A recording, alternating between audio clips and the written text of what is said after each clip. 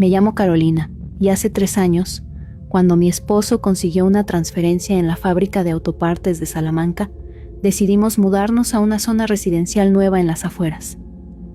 Era un conjunto cerrado con vigilancia, donde todas las casas eran casi idénticas. A Tomás, mi hijo de 7 años, no le gustó mucho el cambio, pero dijimos que sería algo temporal mientras nos organizábamos. El fraccionamiento estaba lejos de la ciudad, más cerca de los sembradíos que de cualquier escuela o tienda. Nos atrajo el precio y la promesa de tranquilidad. Cuando llegamos, apenas unas 40 casas estaban ocupadas. A pesar del aislamiento, me ilusionaba empezar de cero. Los primeros días fueron solitarios, casi nadie salía. No fue hasta la segunda semana que conocí a Leticia, vecina de 2 casas más allá, con un hijo de la misma edad que Tomás. Nos encontramos en una tiendita improvisada en un garaje y desde entonces comenzamos a platicar por las tardes mientras los niños jugaban en bicicleta. Con el tiempo se unieron Estela y Lourdes formando un pequeño grupo de vecinas que compartíamos café, chismes y comida. Los fines de semana, cuando los esposos descansaban, organizábamos convivencias en la zona común, una palapa con sillas de plástico y una pequeña alberca donde los niños jugaban sin preocupación. Todo era tranquilo. Tomás estaba feliz y yo me sentía segura, hasta que llegó Silvana. Una tarde vimos un camión descargando muebles en la casa del fondo, vacía desde que nos mudamos. Pasaron varios días sin que nadie saliera, hasta que un domingo apareció aquella mujer. Se presentó como Silvana Delgada. Llevaba el cabello recogido y una charola de galletas en forma de estrella. Habló con voz suave y segura. Dijo que esperaba llevarse bien con todas y mencionó a su hijo Daniel de 9 años. No lo llevó ese día, pero habló de él con orgullo. Es muy inteligente, solo un poco inquieto, decía con una sonrisa que parecía ensayada. Una semana después lo conocimos. Daniel era un niño pálido, con ojos grandes y movimientos bruscos. Caminaba rápido, hacía ruidos con la boca, lanzaba piedras y se metía en los juegos sin pedir permiso. Al principio Tomás lo recibió con curiosidad, pero pronto empezó a quejarse. «Mamá, me empuja», decía. Los demás niños también lo evitaban. Aventaba juguetes, gritaba sin motivo, y cuando alguien le pedía que se calmara, actuaba como si no escuchara. Silvana siempre lo justificaba. Está en tratamiento con una psicóloga, es parte de su proceso. Nadie quería discutir con ella, hasta que un día ocurrió algo que cambió todo. Durante una convivencia en la alberca escuchamos un grito. Leo, el hijo de Leticia, señalaba el agua. Me levanté de golpe. Daniel estaba hundiendo a Tomás, no jugaban. Tenía ambas manos en sus hombros y lo empujaba hacia el fondo. Me lancé al agua sin pensarlo. Jalé a mi hijo, que tosía con la cara morada. Daniel solo se quedó quieto, mirándome. Silvana llegó segundos después. Lo tomó del brazo y sin mostrar sorpresa solo dijo: «Así no se juega». No pidió disculpas. Se lo llevó como si nada. Desde esa noche, Tomás tuvo pesadillas. No quería salir ni dormir solo. Las demás vecinas también comenzaron a poner límites. Nadie quería que sus hijos jugaran con Daniel. Pero Silvana actuaba como si nada pasara. Seguía saludando con amabilidad fingida, hablando de su angelito. Un mes después, la escuela me llamó. Tomás estaba en la enfermería con la nariz sangrando y un rasguño en la frente. Daniel lo había golpeado sin motivo en el baño. Cuando llegué, mi hijo temblaba. Esa tarde vi a Silvana caminar por el parque con Daniel, tranquila, como si nada hubiese ocurrido. Desde entonces, nadie volvió a hablarle. Silvana notó el rechazo. Empezó a dejar la basura fuera. Su casa olía mal y una noche se escucharon gritos. Daniel comenzó a comportarse peor, se paraba frente a las casas mirando fijamente, hablaba solo o se escondía detrás de los árboles. Empecé a acompañar a Tomás a todas partes. Con Leticia y Estela decidimos reunir pruebas para llevar el caso al comité del fraccionamiento. Presentamos quejas, fotos y testimonios, pero no hicieron nada. Ella paga a tiempo, nos dijeron. Mientras no haya denuncias formales, no podemos intervenir. Fue entonces cuando comenzaron a pasar cosas que nadie entendía. Los niños empezaron a enfermarse uno tras otro. Primero Tomás, fiebre leve, dolor de estómago, cansancio. Luego Leo con los mismos síntomas. Después, el sobrino de Lourdes. Los médicos no encontraban nada, ni bacterias ni virus. Todo parecía normal, pero los niños empeoraban. Decían que sentían algo detrás de ellos o que no podían dormir. El ambiente en el fraccionamiento se volvió denso, pesado. Las casas, antes iluminadas, se veían sombrías. Algunos vecinos comenzaron a dejar las luces encendidas toda la noche. Nadie salía. Las convivencias se suspendieron. Silvana, en cambio, sonreía y a veces se quedaba mirando hacia el parque vacío. Daniel caminaba arrastrando un palo, sin hablar, con la cabeza gacha. Una noche lo vi desde mi ventana. Estaba frente a mi casa, inmóvil, mirando hacia la puerta. Permaneció así varios minutos antes de marcharse. Cuando se lo conté a mi esposo, no me creyó. Días después invité a Leticia y Lourdes a desayunar. Les conté lo de Tomás, y ellas me confesaron lo mismo. Sus hijos estaban igual. Leticia incluso había visto moretones inexplicables en la espalda de Leo. Lourdes dijo que su sobrina oía voces por las noches. Fue entonces cuando Leticia dijo lo que ninguna se había atrevido a pensar. Todo empezó desde que Silvana llegó. Aseguró que en Zamora su prima había vivido algo parecido. Una vecina les hizo brujería. Al principio me reí, pero por dentro estaba aterrada. Nada tenía sentido. Lourdes nos sugirió llevar a los niños con una mujer llamada Carmen, que hacía limpias en un local cerca del mercado. Fuimos las tres. Carmen, una mujer mayor de trenzas largas, nos escuchó en silencio y luego atendió a cada una por turno. Pasó hierbas, humo y un líquido espeso por los cuerpos de los niños mientras murmuraba oraciones. Tomás se mantuvo quieto. Después nos dijo que los trabajos suelen dirigirse a las madres, pero que afectan a los hijos por ser más vulnerables. Cuando llegó mi turno, sentí un ardor en el estómago y tuve que correr al baño. Vomité una masa amarillenta con una lombriz roja moviéndose.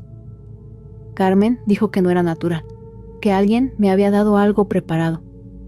Explicó que el fraccionamiento estaba contaminado y que no aceptáramos comida de nadie. Prometió ayudarnos con una protección y un trabajo para que esa familia se fuera. Seguimos sus indicaciones. Encendimos velas, colocamos ruda, sal y vinagre en las puertas y evitamos cruzarnos con Silvana. A las semanas comenzaron los cambios. Silvana ya no salía. Su ropa estaba descuidada, su jardín seco. Daniel parecía deteriorarse sucio, callado, con la mirada perdida. Se escuchaban gritos en las noches. Luego supimos que el esposo de Silvana había perdido su trabajo y que ya casi no salía de casa.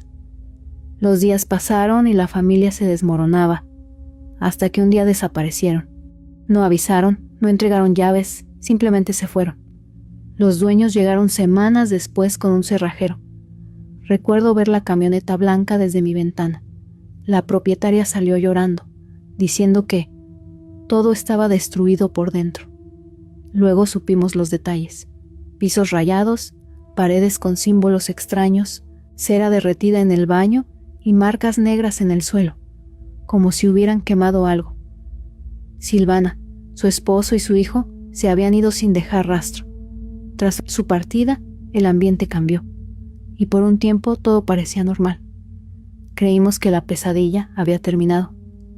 Pero un mes después comenzaron a aparecer cosas en los patios de las vecinas: costales con tierra y plumas negras, figuras hechas con alambre y cabello, trapos manchados. Todo alrededor de la casa que había sido de Silvana. En mi patio no había nada, pero Tomás comenzó a decir que por las noches escuchaba pasos del otro lado de la barda. Al principio ignoré lo que Leticia decía sobre los ruidos en la casa vecina, pensando que era solo su imaginación.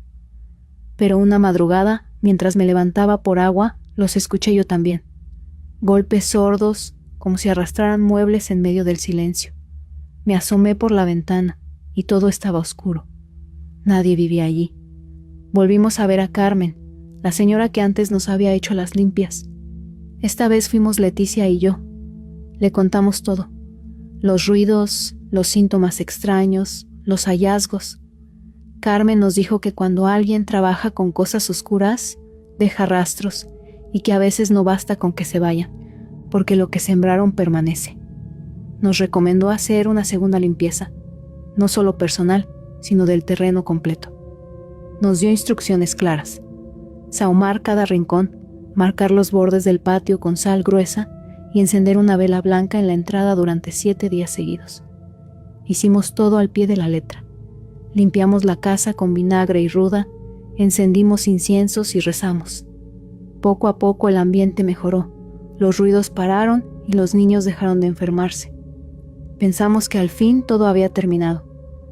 Llegó octubre y con él la fiesta anual del fraccionamiento por Día de Muertos y Halloween. Aunque no todos celebraban igual, ese evento unía a las familias. Decidimos participar para distraernos un poco. Decoramos, cocinamos y compartimos con los vecinos. Todo marchaba bien, hasta que apareció él. A lo lejos vimos a un niño vestido de ángel, con un disfraz blanco que parecía más una túnica. Se quedó parado, mirándonos. Leticia me dio un codazo y al fijarme, el corazón me dio un vuelco. Era Daniel. Su rostro pálido, su mirada vacía. Nadie sabía cómo había llegado ni con quién. Ningún adulto lo acompañaba.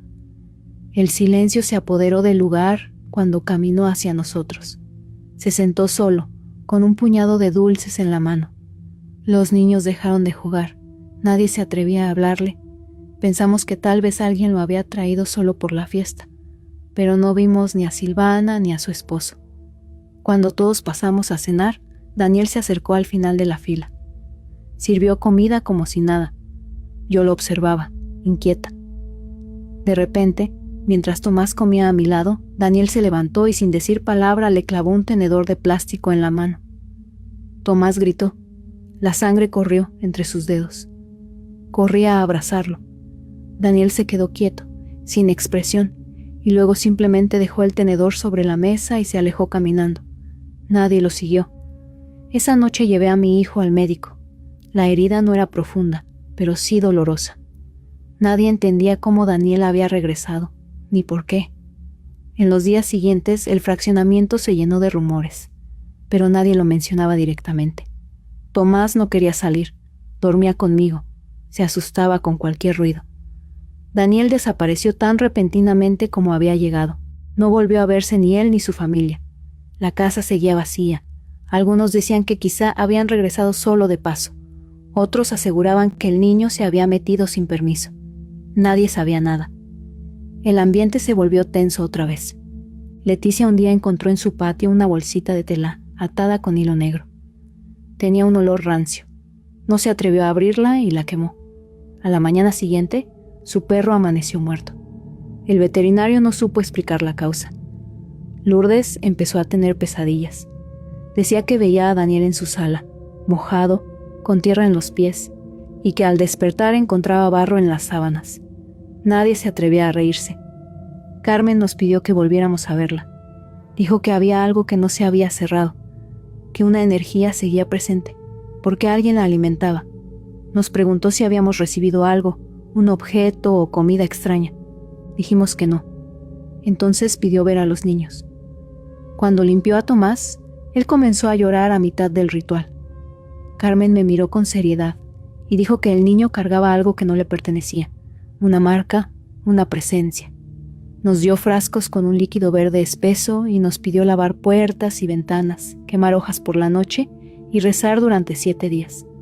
También nos advirtió: si escuchan ruidos en la madrugada, no se asomen, y si alguien llama a la puerta, no respondan. Así lo hicimos. Dormíamos con velas encendidas y sal en las esquinas. Algunas noches se escuchaban golpes suaves en la pared, pero no me atrevía a mirar. Solo abrazaba a Tomás hasta que amanecía. Un domingo vi a la dueña de la casa de Silvana. Estaba con unos trabajadores revisando el jardín. Me dijo que querían repararla para volver a rentarla, pero no habían logrado contactar a los antiguos inquilinos. Me quedé callada. Esa noche soñé que alguien tocaba mi ventana. Al día siguiente encontré una rama cruzada con una liga negra y un clavo oxidado en la puerta. La tiré sin decir nada. Los dolores de cabeza de Tomás regresaron. Evitaba pasar frente a la casa del fondo. Yo también. Nadie se atrevía a acercarse. La casa estaba vacía, pero se sentía habitada. Una noche, Lourdes mandó un mensaje. Su hijo había visto a una mujer parada en la ventana del segundo piso de esa casa. Dijo que la figura lo miró un momento antes de desaparecer detrás de la cortina. Las cámaras del fraccionamiento no captaron nada. Dijeron que el ángulo no alcanzaba. El miedo volvió a instalarse. Los sueños se repitieron. Tomás soñaba con Daniel, que lo llamaba desde la calle y le pedía salir a jugar. Leticia y Estela contaron lo mismo sobre sus hijos. Carmen entonces nos dio una última recomendación. Nos entregó un paquete envuelto en tela oscura y dijo que debíamos enterrarlo junto a la casa abandonada, sin que nadie nos viera. Esa misma noche lo hicimos. Éramos 3, Leticia, Lourdes y yo. Esperamos a que todos durmieran. Caminamos con linternas cubiertas y palas pequeñas. Cavamos junto al muro trasero de la casa. La tierra estaba dura, como si no quisiera abrirse. Enterramos el paquete y rociamos el líquido que Carmen nos había dado. No dijimos una sola palabra. Desde ese día, todo cambió. Los ruidos cesaron, los sueños se detuvieron. Tomás volvió a ser el de antes. El fraccionamiento volvió a la calma, aunque la casa siguió vacía. Nadie quiso rentarla. Un año más tarde, una señora mayor la compró. No tenía familia ni visitas. Se instaló en silencio, sin saludar a nadie. Las nuevas vecinas decían que era amable, pero las que sabíamos, preferimos mantener la distancia. Con los años, Leticia y Lourdes se mudaron. Carmen falleció repentinamente. Yo decidí quedarme. Ya nada podía asustarme. La casa vecina seguía cambiando de inquilinos. Ninguno duraba más de 6 meses. A veces, cuando barro la acera o camino por el parque, entonces recuerdo las palabras de Carmen. Hay cosas que no se borran, no buscan venganza ni redención, solo se quedan, porque alguien las dejó entrar, y cuando entran, no siempre quieren irse. Relatos de funeraria. La última despedida. Hace años mi madre falleció y tuve que acudir a su funeral con mis hijos, mi esposo, ya que hacía mucho no tenía contacto con ella, pues casi no nos llevábamos muy bien. Ella tenía un carácter muy fuerte, siempre fue muy dura con mi hermano y conmigo. Nunca nos agredió físicamente, pero sí era muy estricta e hiriente con sus palabras cuando algo no le parecía o cuando no hacíamos lo que ella decía. No recuerdo alguna vez en la que nos haya mostrado, aunque fuera un poco de afecto. Pero esa no fue la principal razón por la que decidí alejarme, sino porque, de un tiempo para acá, ella comenzó a juntarse con gente muy extraña. Para ser específica, con personas que pertenecían a sectas y hacían todo tipo de rituales. Eso hizo que la convivencia fuera aún más tensa entre mi madre y nosotras, pues se volvió cada vez más fría y distante. En la casa donde vivíamos con ella, comenzaron a pasar todo tipo de cosas extrañas, desde escucharse ruidos a mitad de la noche hasta poder ver con nuestros propios ojos sombras caminando por la casa. Yo decidí mudarme con mi esposo, y mi hermana, con el tiempo, también se fue de ahí.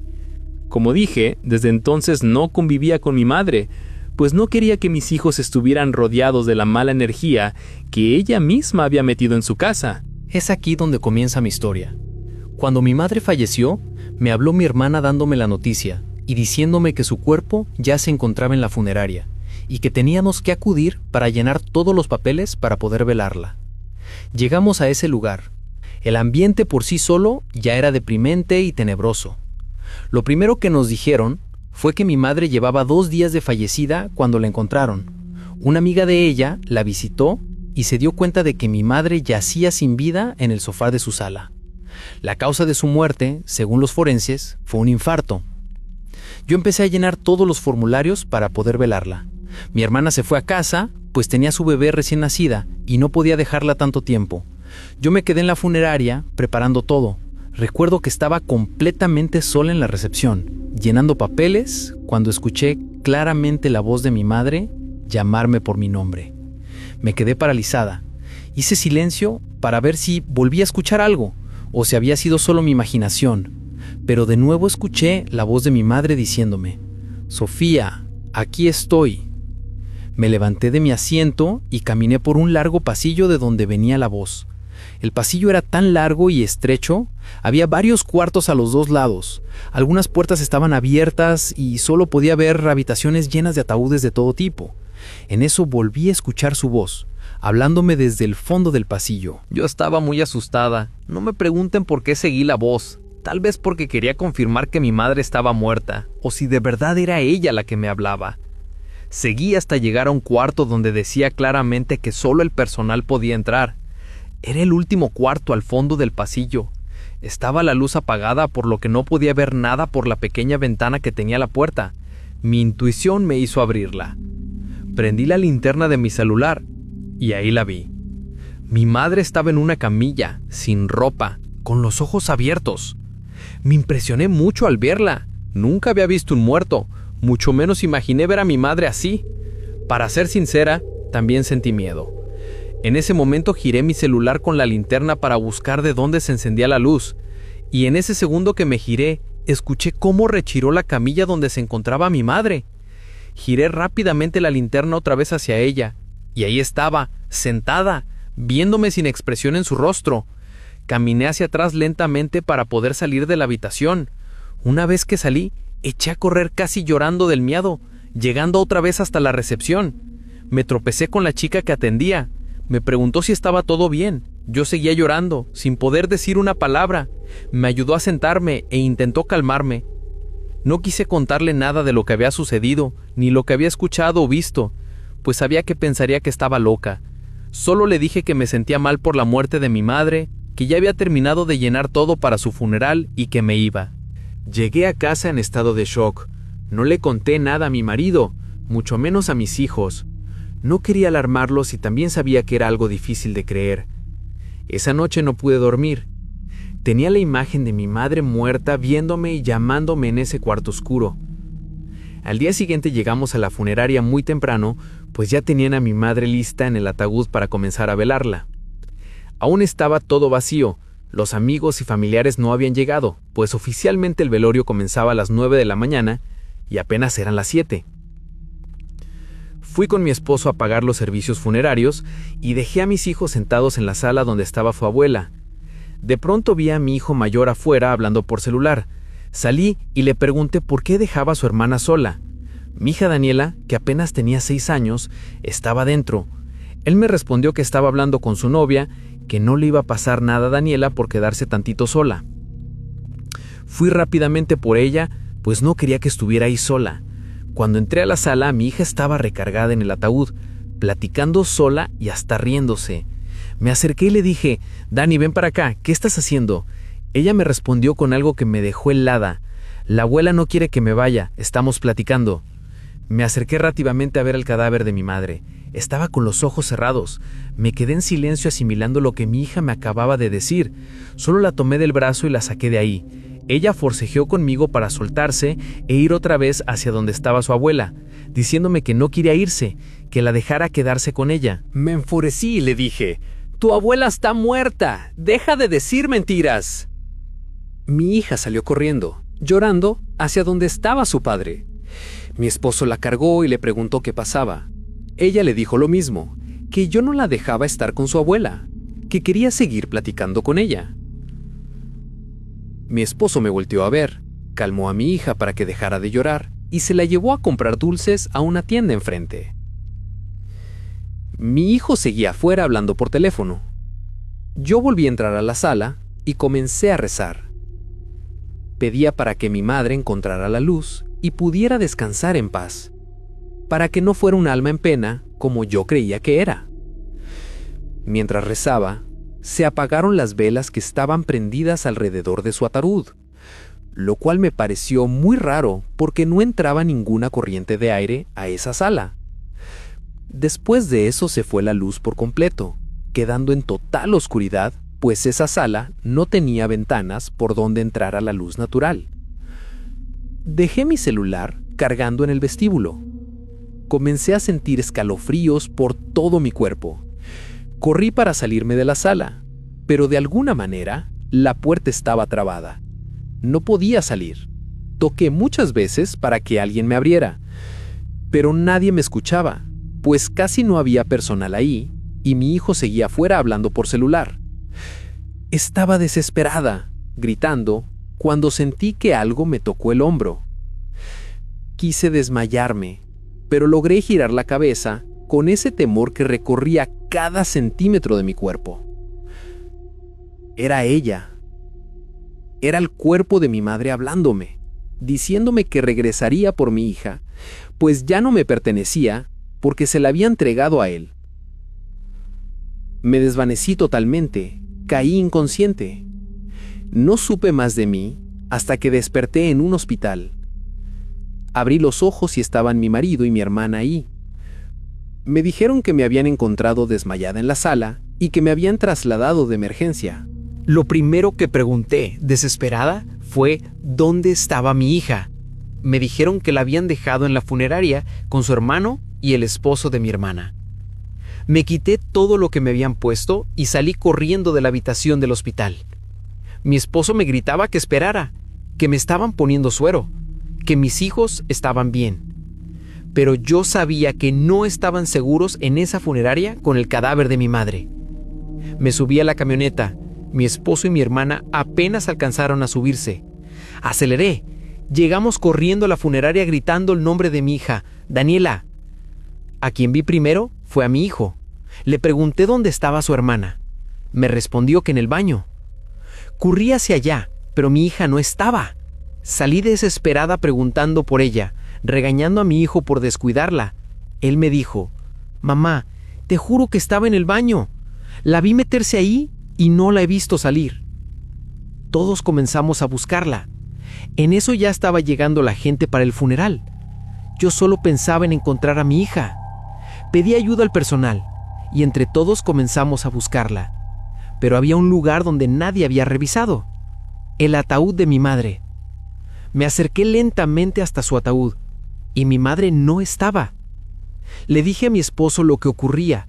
Alertamos a los trabajadores del lugar y nos dijeron que era imposible, que nadie podía haber movido el cuerpo y que habría sido imposible no verlo, ya que afuera de esa sala estaba la recepción. A mí lo único que me importaba era encontrar a mi hija, así que corrí por todos los cuartos de ese largo pasillo al que había ido aquel día, gritando su nombre, mientras los demás buscaban en el estacionamiento y en otros lugares. Llegué al cuarto donde vi por primera vez el cuerpo de mi madre, y ahí estaba mi hija, llorando en una esquina. No la veía, pero la escuchaba, pues todo estaba oscuro. Le dije, «Dani, aquí estoy, camina hacia mí, mi amor». Ella me respondió, «No puedo porque la abuela se va a enojar». Le pregunté, «¿Dónde está tu abuela?» Y me dijo, «Atrás de ti». Rápidamente prendí la linterna de mi celular y di la media vuelta. Ahí estaba, parada, sonriéndome. Corrí a cargar a mi hija para sacarla de ahí. En eso tiré mi celular. Ya no podía ver nada. Mi hija no paraba de llorar y yo comencé a gritar para pedir ayuda. Solo vi cómo la sombra del cadáver de mi madre se acercaba lentamente hacia nosotros. Seguí gritando desgarradamente por ayuda hasta que por fin un empleado llegó y encendió la luz. En eso llegaron mi esposo, mi hijo y mi hermana. No podía hablar del susto.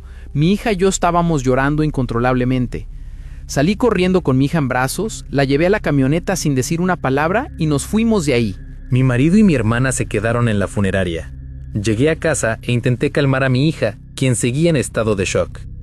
En eso recibí una llamada de mi hermana diciéndome que el cadáver de mi madre había aparecido en su ataúd, pero completamente calcinado, que apenas se podía distinguir que era ella. Cancelaron el funeral para hacer las investigaciones sobre lo ocurrido. Mi esposo llegó a casa y le conté absolutamente todo. Me reclamó por no haberle dicho nada desde el principio.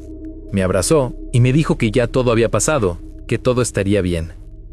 En la funeraria nunca pudieron encontrar una explicación. No sabían cómo el cadáver de mi madre había desaparecido de su ataúd y reaparecido nuevamente, pero calcinado. Aunque yo sí sabía. Aquella cosa no era mi madre, era algo más, algo que quería llevarse a mi hija, pues mi madre la había ofrecido para hacerse más rica, pero como no consiguió llevársela, esa cosa terminó calcinando el cuerpo de ella, porque ahora le pertenecía. Mi marido y yo llevamos a mi hija a terapia hasta que volvió a hablar y continuar con su vida poco a poco. Yo también fui a terapia, e iba todas las semanas a la iglesia a pedir por mi familia, para que nada maligno que mi madre había traído a su vida pudiera hacernos daño. La niña que no quería estar sola. Una noche llegó el cuerpo de una niña de 5 años. Lo supe porque me pidieron a mí y a otro trabajador cargar el ataúd pequeño hasta el cuarto donde preparan a los difuntos. Sentí mucha tristeza, pues yo tenía una niña pequeña, pero me limité a hacer mi trabajo y no involucrarme sentimentalmente. Como les comenté, para este trabajo hay que tener la cabeza fría. Esa noche me quedé a limpiar la funeraria, como de costumbre, y acomodar la sala donde se velaría a la niña. Al día siguiente ya no quedaba nadie más ahí, más que la mujer que prepara a los difuntos y yo. Iban a dar las 11 de la noche y debía darme prisa, pues tenía que llegar a casa con mi esposa e hija. Estaba limpiando los baños cuando escuché pasos entrando. Yo estaba dentro de un baño, así que no vi quién era. Supuse que era la mujer que prepara los cuerpos, pues era la única que quedaba ahí. Le pregunté si iba a entrar y que me permitiera salir del baño que estaba limpiando, pero no hubo respuesta. No había nadie ahí. Me asomé por debajo de las puertas de los demás baños y en el último pude ver los pies de una niña pequeña, con zapatitos y calcetas. No dije nada, solo salí del baño y me dirigí a donde estaba la mujer preparando el cuerpo de la niña. Toqué la puerta y le pedí que saliera un momento. Ella salió de inmediato y me preguntó si necesitaba algo. Le pregunté si tenía una hija ahí en la funeraria o si sabía quién era la niña que estaba en el baño. Me miró asombrada, diciéndome que no tenía hijos y que en la funeraria ya no había nadie. Me preguntó si estaba seguro de lo que había visto. Le respondí que sí, que estaba muy seguro y que era una niña pequeña. Me dijo que fuéramos a revisar, así que nos dirigimos al baño de mujeres. Le indiqué el cubículo donde la había visto. La doctora abrió la puerta, pero ya no había nadie. Los baños estaban vacíos. Salimos y recorrimos toda la funeraria para ver si la encontrábamos, pero no había nadie ahí. La doctora tenía que terminar su trabajo, así que me dijo que si llegaba a ver algo, le hablara. Se retiró y yo seguí con mi labor, aunque no podía dejar de pensar en lo que vi. Estaba tan seguro de que fue real. La doctora terminó su trabajo y me dijo que ya se iba a retirar. «Hasta mañana, don Héctor. No se quede tanto tiempo. Tiene que descansar», me dijo. Interpreté eso como que dudaba de lo que había visto, atribuyéndolo al cansancio. Solo le respondí: «Buenas noches, doctora. Descanse». Me dirigí hacia la pequeña sala donde velan a los difuntos para limpiarla, pues era lo último que me faltaba para poder retirarme a casa. Todo iba normal, hasta que escuché un llanto de niña. Salí de la sala para escuchar mejor. El llanto venía del cuarto donde colocan a los difuntos en los ataúdes en espera de ser velados. Me acerqué poco a poco. «¿Hola?», dije. No hubo respuesta. Estaba algo asustado, para serle sincero, pero no podía sacarme la imagen de los piecitos de esa niña que había visto en el baño, y ahora escuchaba ese llanto.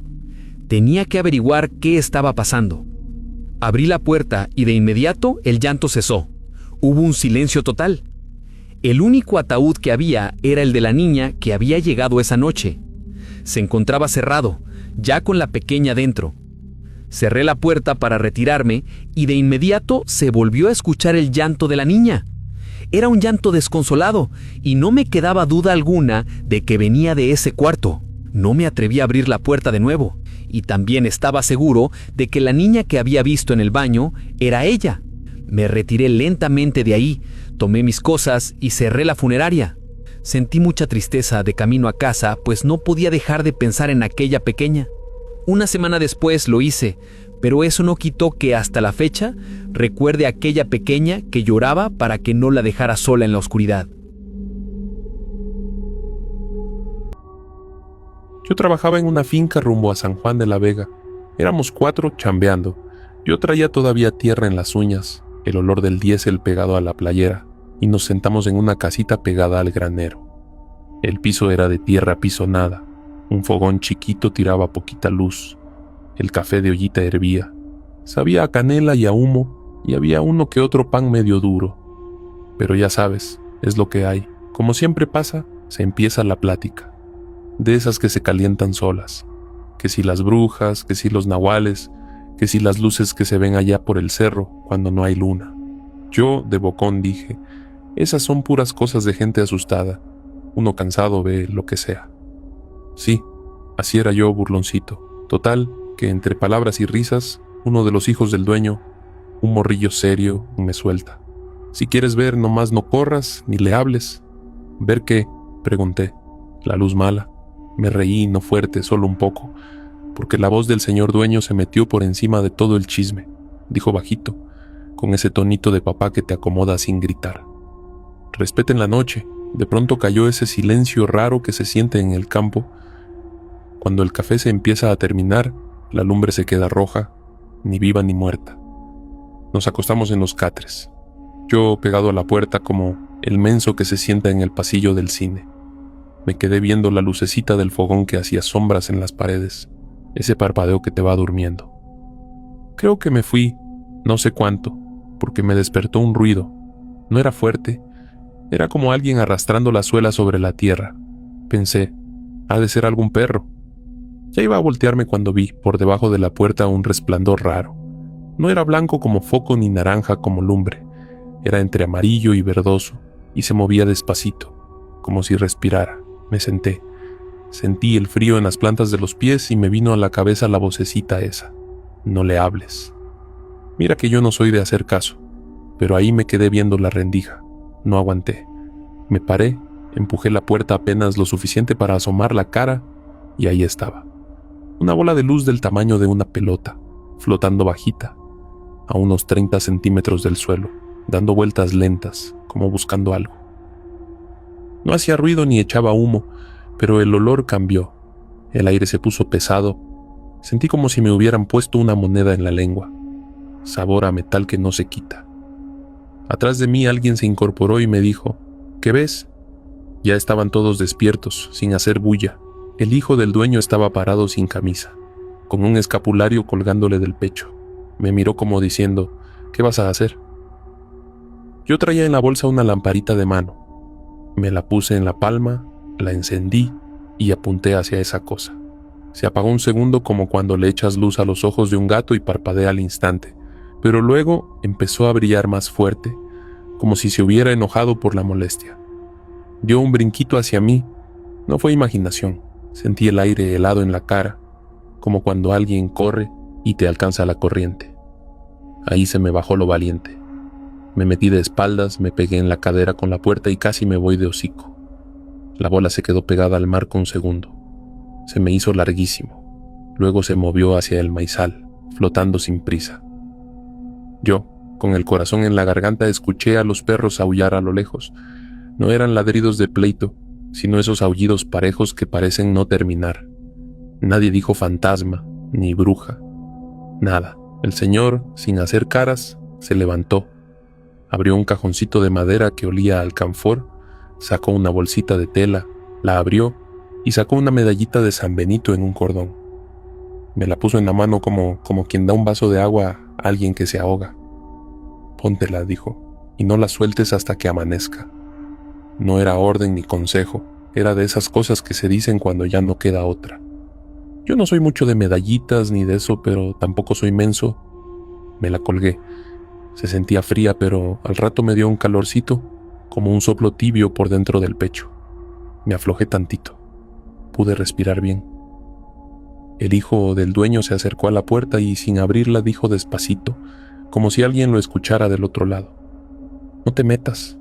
Ya te vimos, ya te oímos. Ya estuvo, pensé. ¿A quién le habla este? Él solo se persignó rápido, sin teatro. Nos quedamos ahí en los catres, sentados, con el café ya frío, oyendo cualquier cosita, porque cuando el silencio cae así, uno se escucha hasta el corazón.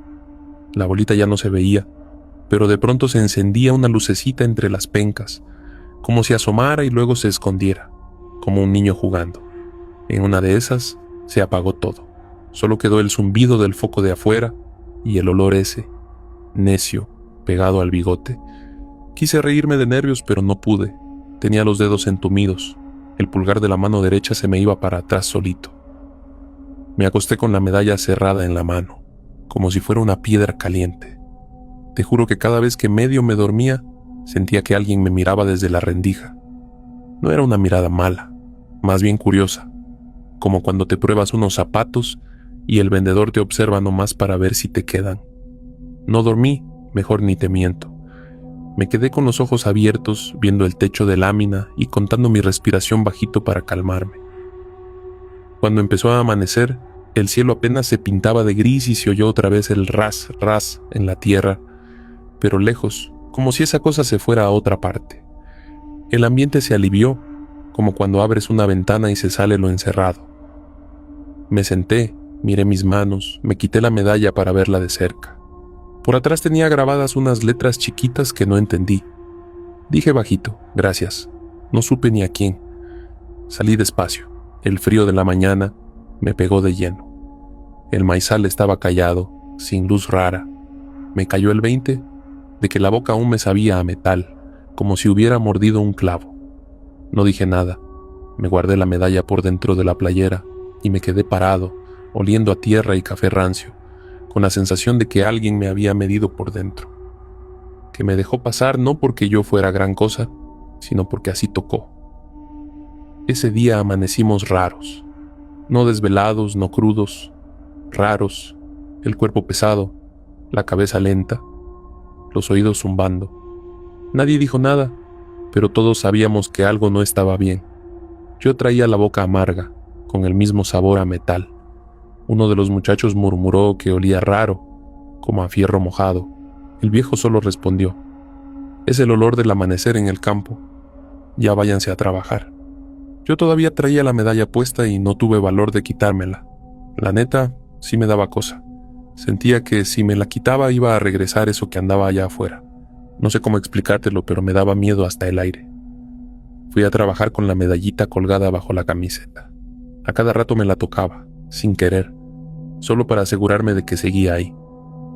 El sol salió flojito, el campo se veía distinto, más callado. Donde la noche anterior se había metido la luz, el pasto estaba raro, seco, como chamuscado, pero no negro. Una mancha perfecta, redonda, del tamaño de una mesa. Me agaché y toqué la tierra, estaba tibia. El sol aún no pegaba fuerte, así que no tenía por qué estar así. La olí, y ahí estaba ese olor que me va a perseguir toda la vida, como a hierro viejo, como a monedas mojadas. Olor feo, pesado, que se mete en la nariz y se queda en la garganta. El viejo también lo notó. Se agachó, tocó la tierra y dijo algo que se me quedó grabado. «Ya pasó por aquí». No dijo más, no explicó qué era ni por qué. Seguimos la jornada, pero yo no estaba tranquilo. Los perros andaban inquietos, ladraban hacia el monte y luego se quedaban mirando. Los caballos se rehusaban a acercarse a esa parte del terreno y el aire se sentía distinto, más denso. A veces me daban punzadas en la nuca, como si alguien me observara, pero no había nadie. En la tarde, el viejo sacó una botella de agua bendita del cajón, sin decir palabra. Roció la puerta en forma de cruz. «Es para amarrar el día», murmuró. Luego me preguntó si aún traía la medalla. Le dije que sí. «Déjatela unos días», dijo. «Cuando el aire se sienta limpio ya te la puedes quitar». Esa noche, aunque estaba cansado, no me dormí fácil. Me quedé viendo el techo de lámina, oyendo cómo el viento se colaba por los huequitos. Pero el miedo no venía del viento. Era del silencio que aparecía entre cada ráfaga. No duraba mucho, apenas unos segundos, pero se sentía distinto, como si el campo contuviera la respiración. De repente me despertó una presión en el pecho, como si alguien se me hubiera sentado encima. Quise moverme y no pude. No veía nada, pero ese olor a metal estaba ahí. Respiré tan fuerte que me dieron como náuseas. Metí la mano por debajo de la camiseta y la medalla estaba calientita. Me cae. En cuanto la toqué se me aflojó el cuerpo y pude moverme. Respiré hondo, me incorporé despacio, me quedé sentado oyendo y fue cuando escuché pasos afuera, suavecitos, arrastrados, como de pies descalzos, uno, otro más. No era un animal. Los animales pesan distinto, suenan distinto. Esto era otra cosa. Me quedé quieto casi sin respirar y los pasos se detuvieron justo frente a la puerta. Luego nada, solo el viento. No quise asomarme, ni loco. Me acosté otra vez con el corazón brincándome. La medalla seguía caliente. Amanecí con los ojos hinchados sin haber dormido ni una hora. Cuando salí, el viejo estaba sentado afuera con un cigarro en la mano viendo hacia el maizal. Me vio y me dijo, ¿ya la sentiste? Así, sin preguntarme nada más. Yo solo me quedé parado sin saber qué responder y él agregó, no la nombres, si la nombras, vuelve. Él sabía lo de la noche, no sé cómo. Se levantó, se sacudió el pantalón y se fue. Desde ese día supe que lo peor no era verla, sino sentir que te sigue mirando aunque no esté. Esa tarde no podía concentrarme en nada. No sé si era por cansancio o por miedo, pero tenía la cabeza envuelta en niebla, me dolían hasta los ojos. Cada ruido me hacía brincar. Estaba nervioso. Uno de los morros quiso bromear con lo de la luz, diciendo que a lo mejor eran gases del pantano. El viejo solo lo miró y el muchacho se quedó callado de inmediato. No fue una mirada enojada, fue una mirada de no andes invocando. Yo seguí trabajando, pero todo el tiempo sentía el cuello caliente, como si alguien me soplara de cerca. En el aire había un zumbido bajito, casi imperceptible, como cuando un foco está a punto de fundirse. Si te quedabas quieto, lo escuchabas mejor. Al anochecer me inventé que me dolía el estómago para no cenar y acostarme temprano, así me evitaba oír historias. Me recosté con la ropa puesta, la medalla debajo de la camiseta. Afuera los grillos y el viento hacían lo suyo, pero entre esos sonidos se colaba un ruido seco, como un golpe chiquito contra la tierra, repetido, sin ritmo. No me quise levantar. Cerré los ojos y me tapé los oídos con las manos. No sé a qué hora fue, pero me despertó nuevamente esa sensación de parálisis, como un peso en el cuerpo. Esa parálisis que no te deja moverte, pero la mente sigue despierta. Abrí los ojos poquito y vi una sombra parada junto a la puerta. No se movía, no respiraba, nada. Yo no podía hablar. Sentía el corazón golpeándome en la garganta. La sombra tenía algo en la mano. No sé si era una vara o un palo. De repente se inclinó despacio hacia mí, tan despacio que pensé que lo estaba imaginando. En ese momento la medalla se calentó. Lo sentí clarito. Y cuando eso pasó, la sombra retrocedió. No sé si desapareció o simplemente dejó de estar. Cuando pude moverme me quedé sentado, sudando. En la boca me sabía otra vez a metal, como cuando muerdes monedas viejas. Entonces noté algo que me heló. El aire dentro del cuarto estaba más frío que afuera. Abrí la puerta para que entrara corriente y el olor a fierro y humo se fue. Era como si hubiera estado encerrado conmigo. La mañana siguiente el viejo estaba echando agua alrededor de la casa. No me preguntes de dónde la sacó, pero olía raro, como a hierbas. Cuando me vio me dijo, «No salgas solo en la noche, aunque oigas que te llaman». Yo juré que no pensaba hacerlo. Él me miró fijo, como si no me creyera. «No, es en serio. Aunque escuches tu nombre, no contestes». Me quedé helado porque yo no le había dicho que la noche anterior había escuchado algo. No sé cómo explicarlo, pero ahí supe que esa cosa no era solo una luz. Era algo que se metía, que se te pegaba, que buscaba a quien la había visto. Desde entonces no volví a quedarme solo, pero ni así me libré. En los días siguientes, mientras trabajábamos, sentía que alguien caminaba detrás de mí. Cuando volteaba no había nadie, los otros igual, pero nadie decía nada. Era como si todos nos hiciéramos los tontos para no aceptar que en la noche se nos había metido algo. Lo peor fue cuando cayó la lluvia. Esa noche tronó fuerte, y entre cada trueno juraría que escuchaba mi nombre bajito, como si alguien lo dijera desde el campo. 3 veces lo oí, despacio, arrastrado. No sé si lo soñé o lo escuché de verdad, pero desde entonces no contesto cuando me llaman en la oscuridad, ni aunque jure reconocer la voz. Esa fue la noche que me quebró, la neta, Llovía con ganas, de esas lluvias que revientan los charcos y hacen sentir que el cielo está a ras del suelo. El sonido del agua golpeando el techo de lámina era tan fuerte que los oídos zumbaban. Aún así, entre los truenos y la tormenta, se escuchaban pasos afuera. No sé cómo explicarlo, pero el piso se estaba encharcando y, aún así, se oían claritos los pasos lentos, arrastrados, dando vueltas alrededor de la casa. Al rato se callaban y luego volvían. Entre los relámpagos juraría que veía una sombra moverse por el patio, no negra como las sombras normales, sino con un reflejo verdoso, igualito al color de aquella luz. Estabas acostado, tapado hasta la cabeza, apretando la medalla en la mano. Cada vez que caía un rayo, el cuarto se iluminaba tantito, y aunque todo se veía igual, se sentía distinto, como si algo se colara cada vez que el cielo tronaba. No aguanté más, me quité las cobijas, ya no soportaba ni el calor ni el miedo. Fue entonces cuando escuché mi nombre, clarito, entre el ruido de la lluvia. Te juro que no fue imaginación. Me llamaron bajito, como si alguien me hablara desde el otro lado de la puerta, pero con una calma que ponía nervioso.